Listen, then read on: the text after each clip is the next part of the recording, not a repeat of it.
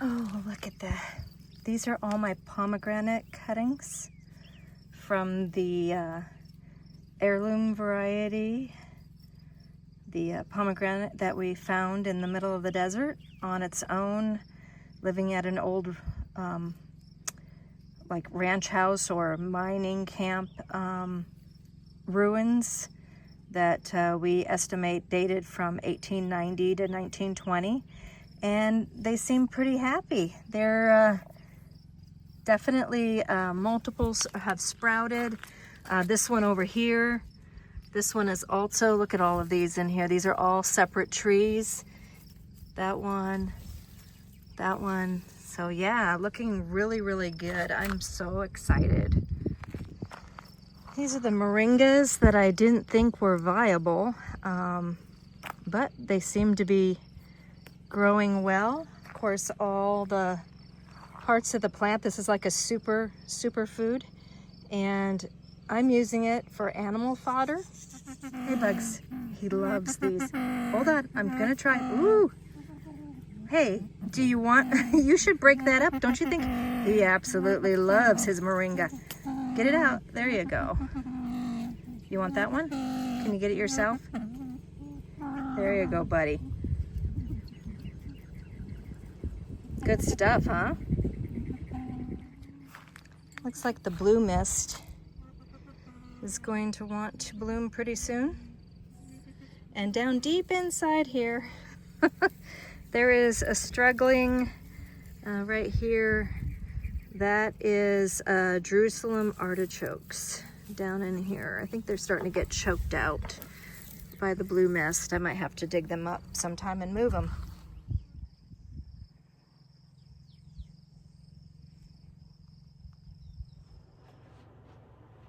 So I just finished working on getting some burrcomb processed into protein patties. This is something that was taught by my dad to me a long time ago when I first started doing bee removals, and I inquired on how do I use all this wonderful resources that I'm having to steal from the bees that I can't give them back. This is especially white comb that just like falls apart, that kind of thing. So what I ended up doing was over on my Patreon account, yes, it is a pay to view. You can watch how I made this. It's like a 23-minute video. It's small batch, small scale, but if you do bee removals or if you're a hobbyist and you remove burrcomb and you want to use it or reuse it inside the colony, this is actually what you're going to want to do. It works great. The bees definitely love it. And so this is going to go into some of the hives on Sunday. I definitely don't have enough made. We're mostly going to give it to the hives that don't have a whole lot of protein or bee bread stored in their frames. We're going to give it to some of the weaker colonies specifically. So you can head on over to our Patreon account, and I'll put a link to it here below, and you can watch this video. The other thing that I just did, it was yesterday, I went and helped Jennifer on a, we thought it was a lure box, but it ended up being someone's attempt to be a beekeeper in their backyard without taking any classes. And what the gentleman had done was he took a deep hive body, put a hole into the sidewall for an entrance, didn't use a bottom board, just applied a piece of plywood to the bottom. So in other words, there's no bee space, no bee crawl space. If he had utilized frames, which he did not, he used 10 small bars to create a top bar style Langstroth.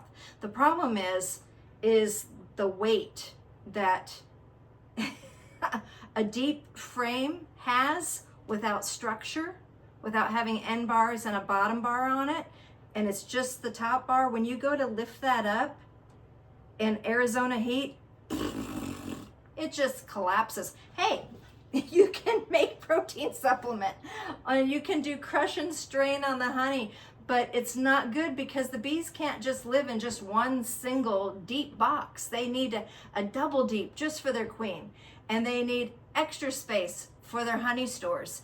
It was way too small, and though it was a very unique and very cool concept and very fun to see, and the bees were really, really, really, really nasty the day before for Jennifer.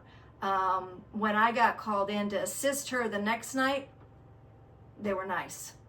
So I keep trying to explain to people how Africanized bees are unpredictably defensive. It is not a behavior, it is a genetic. It's just genetics. Africanized bees can be just as sweet. They could be sweet forever and still be Africanized. I'm beside myself. I've been reading some of the comments. I guess I shouldn't read some of the comments that are put on my YouTube videos, but people are saying those are too nice to be Africanized bees. No. Africanized is just a genetic. It's a hybridization of bees from Africa mixed with Italian honeybees that were in Brazil and created by Dr. Warwick Kerr. It's a hybrid. That's what the Africanized bees are, a hybrid genetic line of honeybee. It's not a behavior, which means that you could have any other type of European bee that is super, super defensive, not have a drop of Africanized genetics in it. And if you call it Africanized, you would be 100% incorrect. The only way to tell if a honeybee is Africanized is to send the bee off to a lab and do genetic testing. It is not a behavior. No, it's not a behavior. Well, thanks for watching and letting me vent. The other thing is, so we have this Patreon account, and so head on over there. I do share some other things on there, free to the public. There's also stuff for paid membership, and then of course there's the paid to view videos that we are now starting to work on. The other thing is, if you want to buy something nice for yourself or a gift for a friend or a family member, don't forget we have our Etsy store over at King's Titan Homestead, and I'll put links to both of those as well as to my website itself in the description of this video. Thanks for watching, and hope you have a wonderful week. And happy 4th of July. Happy 4th of July.